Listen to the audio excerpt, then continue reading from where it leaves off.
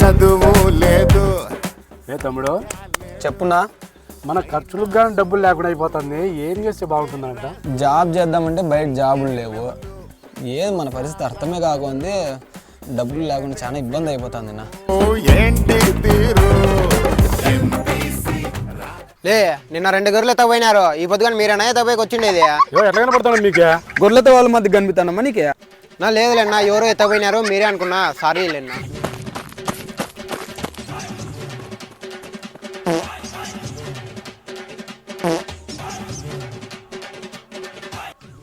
ఎట్లా ముద్రేసేసింది దొంగ నా కొడుకులు మని. వాడు ఏదో నిజం చేస్తే చేద్దాంపా.